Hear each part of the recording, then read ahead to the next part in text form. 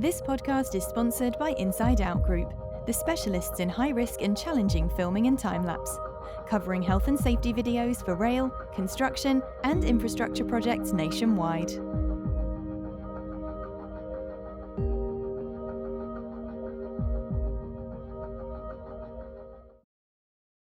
And we're live. Welcome to this week's Safer Than Your Average. On the show this week we have Laura Aucott from the HSE Recruitment Network. If you want to just come in and introduce yourself, Laura. Hi, I'm Laura. I am the brand leader and head of contract for HSE Recruitment. As the name suggests, we're a health, safety, environmental recruitment agency. I have been doing that for 10 years, and in addition to the day job, the recruitment side of things, I get really heavily involved in all the branding and events. So just trying to put stuff together to help you guys with your CPD and kind of help make safety better overall. Awesome. So I don't know if you've seen the show before or seen the format of the podcast. We like to just go straight back to the start, where you grew up, a bit about your early life. So if you want to just come in and tell us about that. Yeah, sure. So I'm actually a Welsh girl, which I don't think you would know from the accent. I don't have the accent anymore. So I grew up in Cardiff, in a little village called Whitchurch, or Eglwys Newydd, as we would say in Welsh. I went to Howell School, so an all-girls school from the age of 5 to 18. So absolutely loved it there. I kind of focused in on the more artistic stuff than the sciences. So I loved, the classics, arts and literature. I ended up in Birmingham because I came to university here. So I studied philosophy. At the end of my first year, I met my now husband. So I got stuck in Birmingham. And obviously then found my job, found my career, and I've kind of been here ever since. Okay, awesome.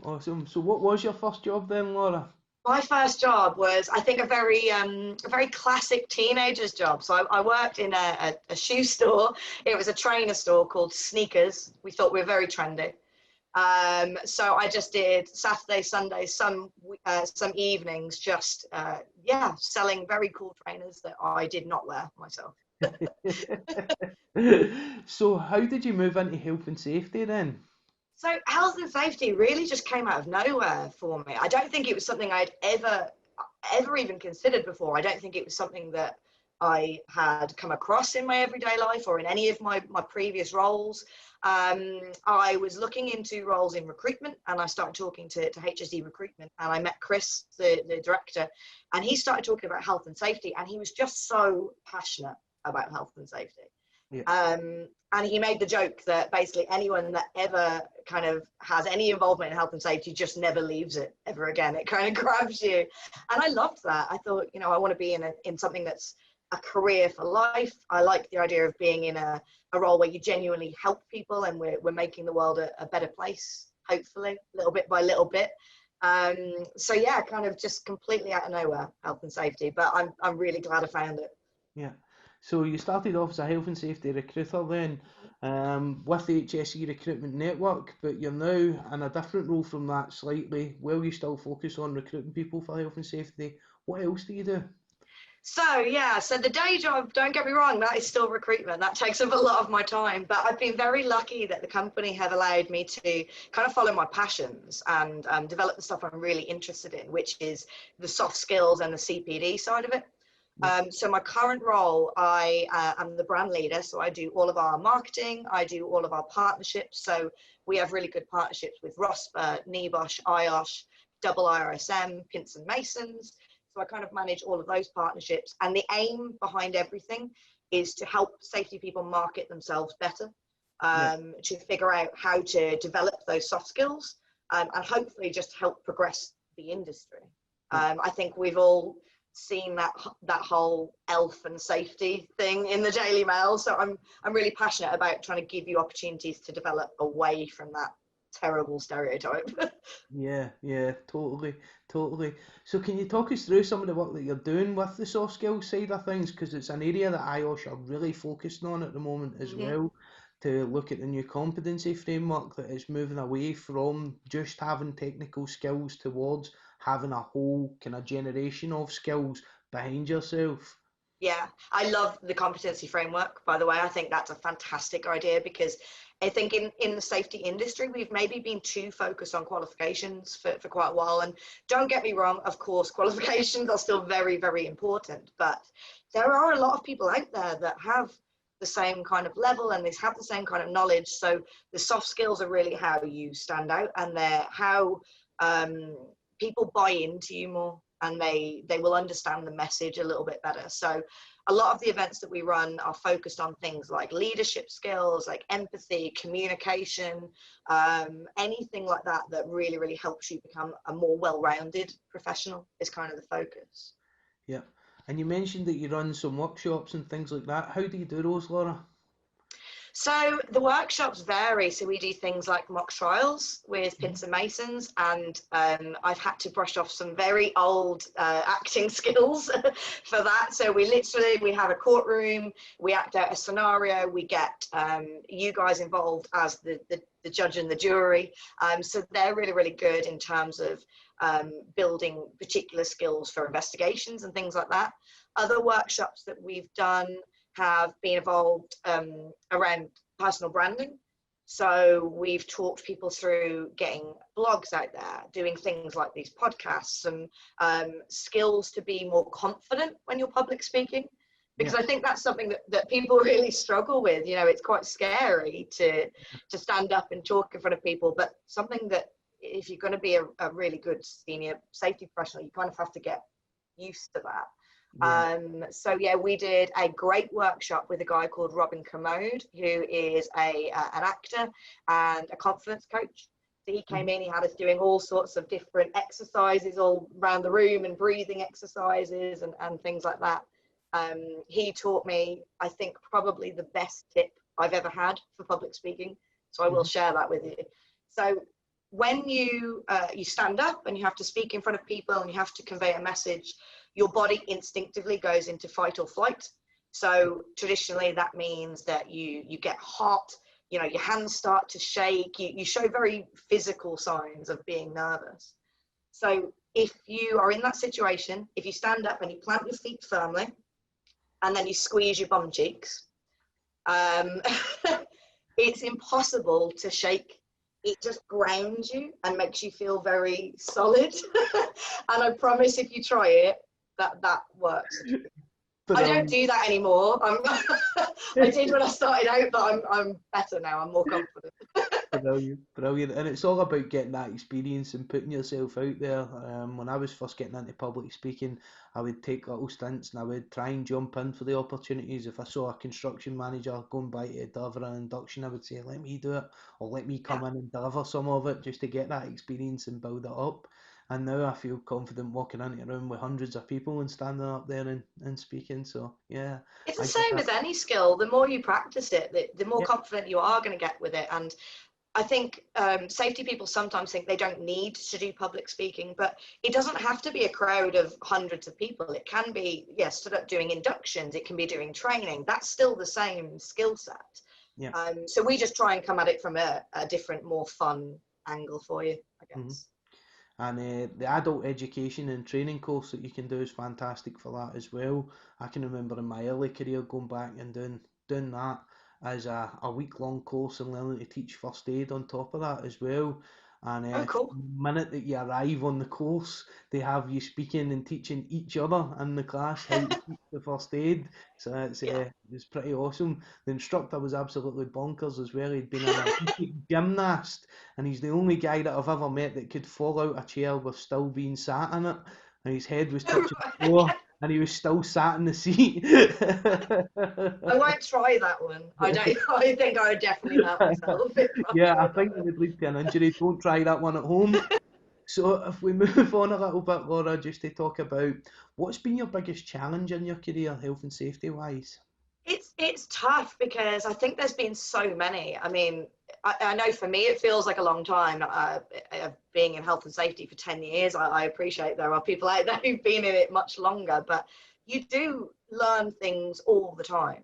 I don't think anyone can ever sort of say they're a complete expert. I don't like to say I'm an expert in stuff because there's always something you can learn. So in terms of challenges, I think learning that soft skill stuff for myself was probably one of the biggest ones, and that's why I'm so passionate about it, because I know it is hard. It's stuff that you really have to work at and you have to practice. It doesn't necessarily come naturally for everyone. So I think, yeah, when I started with HSE recruitment, I took to the, the sales side and the admin side. I could kind of do all that quite naturally, but learning to actually build a rapport with people and get engagement with people and things like that is really, really tough. So that's been a constant learning curve for me. Most recently, I actually went and did a safety qualification. So I did the NCRQ Safety for Managers certificate. And that was surprisingly challenging, actually. It was a fantastic course, but I think I thought I had a pretty good handle on what you guys did, but actually physically doing it was quite different. So that was a really interesting challenge, but one I loved. Yeah. And what drove you to do that? Was it just to get a bit of background knowledge in some of the people that you're recruiting through, or? Yeah, I mean, I think it's like I said, I don't think you can ever rest on your laurels and think that you're good enough. There's always an opportunity to do more. And I'm someone that's quite passionate about education. I am a bit of a nerd, so I do like to learn things anyway. But I encouraged my whole team to do it. So it was actually very nice for all of us to go through that together, to be able to bounce ideas off each other. And like I said, it's just given us a much more well-rounded view. We knew what you did before, we knew what risk assessments were, we knew, plan, do, check, act, but when you physically actually have to do it and apply it to situations, it's just a whole new ball game, really. What was your biggest takeaway from it? What was the biggest eye-opener from the whole course? It's harder than I thought. That was probably the biggest eye-opener. One of the things I loved about it was looking at the potential risks of your risk controls, which was something that I just hadn't even thought about before. And I thought that was really, really interesting. A lot of it kind of revolved around root cause stuff as well. Yeah. And the fact that very often comes back to culture and management. I've talked about it with quite a few different people, but it seems that sometimes safety professionals or sometimes some of the not so good ones perhaps forget like the check act bit at the end of plan, do, check, act. So that was quite eye-opening, I think, and quite interesting to learn about. Sure. So where do you see yourself progressing to in the future? Do you think you'll go and become a health and safety person now that you've got We talk about this in the office all the time about coming in and getting into health and safety. Like I said, it's one of those jobs when you start getting involved in it, it's just so interesting. Yeah. And it's something that is always changing, it's always progressing, there's always something new to learn, there's always a new environment to try it out in. So 100%, I've thought about it loads. But I think I'm quite, I've been with my company for quite a long time now, so I'm quite enjoy where I am. So I'd like to try and help develop from that side of things.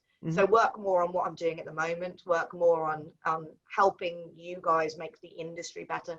Yeah.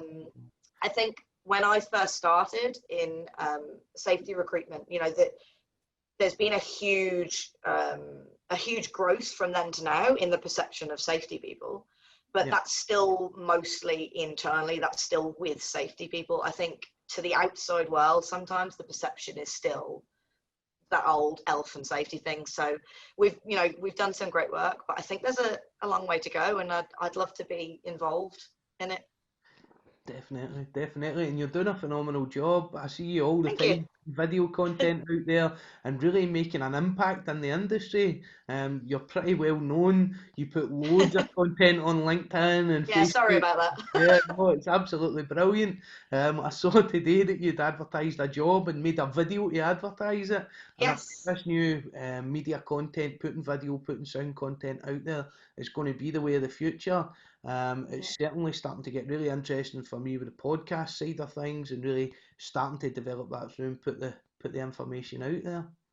Yeah, I think I have to walk the walk. You can't just talk the talk. You can't say to people that you've got to be new and innovative and exciting, and you've got to engage people in different ways, and then not do any of that myself.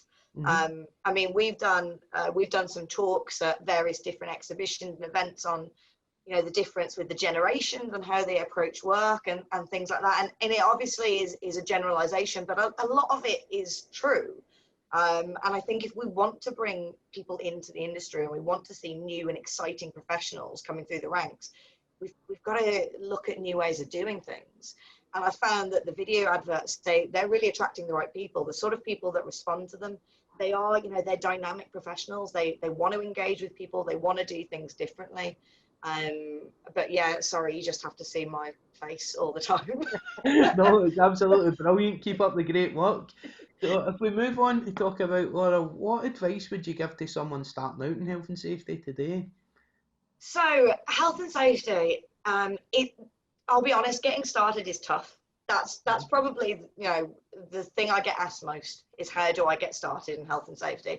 And it is a little bit of a catch-22 because it's one of those where just having the qualification probably isn't enough. You do have to have, like we said, the soft skills, and you do kind of need that experience. So if it's an area that you're interested in, you need to make things happen for yourself. So if you're doing a different role at the moment and safety is the way you want to go and you're starting to study it, you need to go and speak to your safety manager and say, right, can I get involved? Can I be a rep? Can I shadow you? Can I help you out with this and that? You need to put yourself out there and learn as much as possible. I think, yeah, the sort of people that we're interested in and the sort of people that do really well in industry are those people that are willing to try new things, go to events, do podcasts, read information, put blogs out there. So just trying to get on that road will get you a really good start. I know if I was looking at two entry-level candidates for a role and they both have the same qualification, but one is on LinkedIn talking about stuff all the time, interacting with different IOSH groups and things like that, that's the one I'm going to think has got more passion and more drive for the job, and that's probably the one I'm going to go for. Yeah. And what do you find is the biggest pitfall for candidates coming through that they're going through to some of the businesses that you work with? In terms of getting a role? Yep. Yeah, so it's, I hate to keep harping on about it, but it's the qualification side. People think that they can just do every qualification under the sun and that sort of entitles them to the role, and it just doesn't. And it's a shame because we see really qualified people and they've got, you know, all the NEBOSH certificates, they've got diplomas, they've got degrees, MSCs, but they've never physically done the role, they've never engaged in anything, they don't have any hands-on knowledge of the safety world. Yeah. So I think that's a trap a lot of people fall into. You know, they do their initial qualification, they struggle to get a role, they think, right, I'll go and do a bigger and a better qualification. And their time would be much better spent actually getting embedded in the safety world. Yeah, I know when I was starting out, I had to go out and volunteer to work for businesses Exactly. for free and try and really get my name out there, go to every meeting that you could go to. And the network that I built at that is still with me now on a lot of occasions. I'm now on the IOSH West of Scotland committee. I can remember going and being a young, fresh-faced guy, putting my hand up and saying, I've just done an EBOS General Certificate. I absolutely love this. Let me come and work for you for free 2 days a week to get experience. And who'll take me on, you know? Yeah. And then that's exactly what we're looking for. You know, to have the confidence to do that, that's the sort of person that people want to hire. If you could come to me and say, look, I've never had a job in health and safety, but I did that. I went to an IOSH group. I told them I wanted to learn. I started doing stuff for free 2 days a week. Why would I not want to speak to you? yeah, definitely.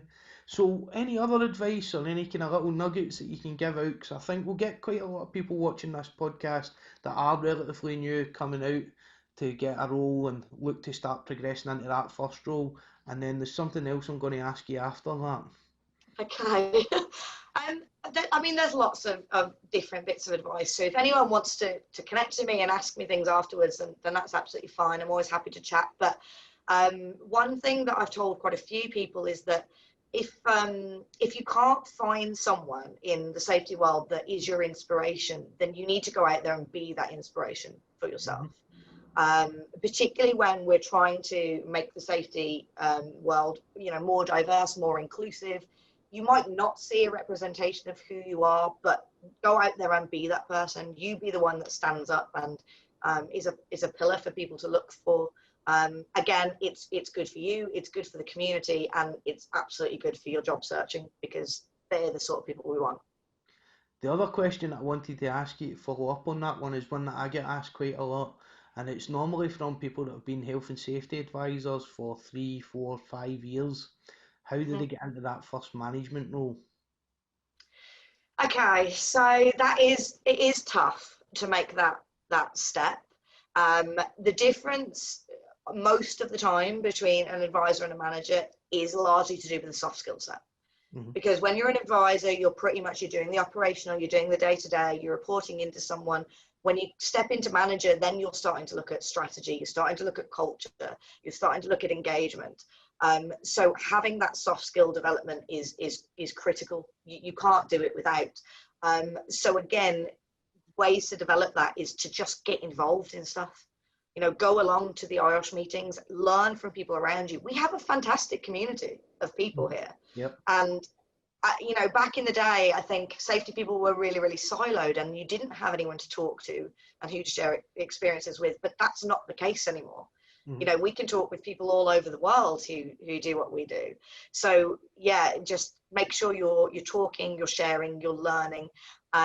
Put yourself out there. If there's a manager role there and you're not sure if you're quite there, apply for it anyway. Go and speak to them, go and chat to them, because the worst thing that happens is you don't get the job, but you already didn't have the job.